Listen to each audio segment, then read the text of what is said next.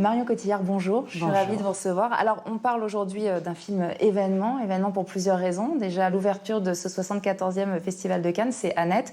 Et puis, le retour de Léos Carax, un réalisateur singulier, précieux, rare. C'est son 6e long métrage en presque 40 ans.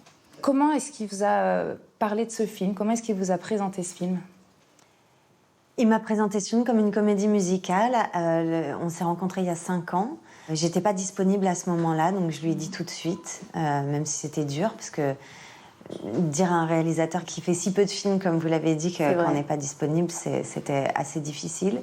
Mais il a eu des difficultés à monter le film pendant 2 ans. Ça a été repris par un autre producteur. Et 2 ans après, eh bien, j'étais libre quand il est venu me reparler du film, cette fois-ci en me faisant lire le scénario.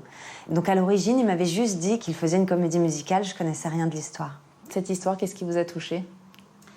C'est une histoire très, très, très riche. C'est une histoire très lumineuse, très sombre en même temps.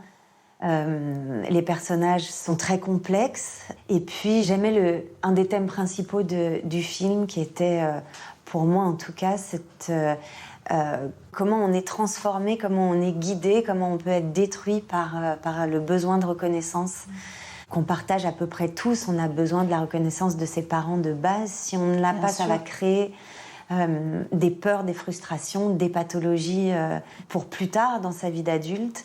Et c'est 2 personnages qui ont été confrontés à ça. Le personnage d'Adam Driver, qui est un humoriste célèbre, et le mien, Anne de Franou, qui est une grande cantatrice. Et puis, il va y avoir une chute de l'un, une encore plus grande ascension de l'autre.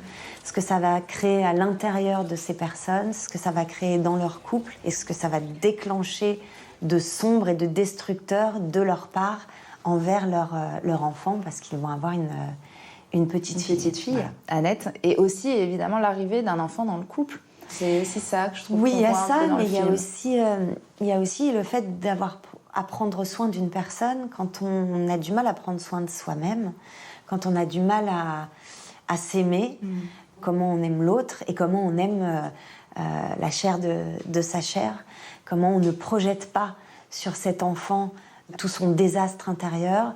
Et donc c'est vrai qu'elle arrive dans un couple passionnel, mais aussi dysfonctionnel. Comment c'était aussi pour vous de pénétrer l'univers de Léos Carax, qui est un faiseur d'images incroyable? Alors, bon, j'avais vu tous ces films que j'aime passionnément, et je me doutais, disons, même si j'ai jamais d'a priori, que c'était quelqu'un d'intense, qui met beaucoup d'intime dans ses films, et effectivement avec un univers visuel extrêmement fort. Donc j'étais très très excitée par l'idée de commencer le film, et j'ai jamais été déçue, au contraire, il y avait des surprises tous les jours. Chaque jour, quand j'arrivais sur le plateau, je découvrais des choses que j'avais pas imaginées.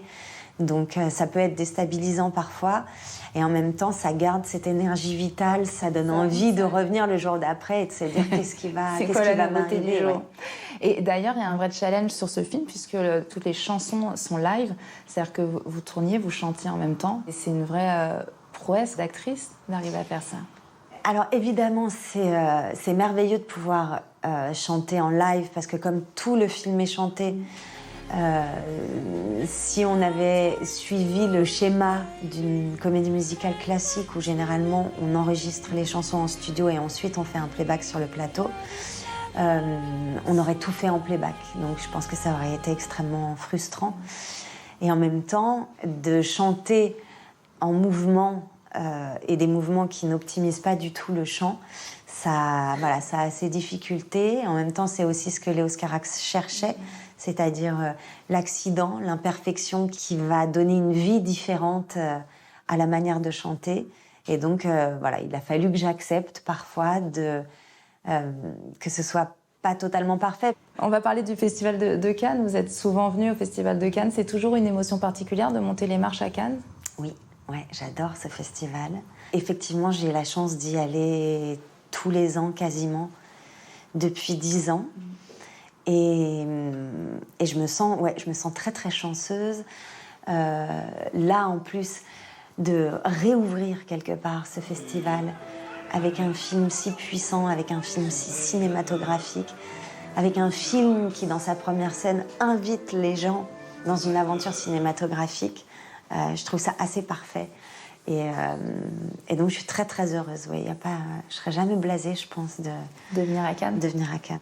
Merci beaucoup, Marion. Merci à vous.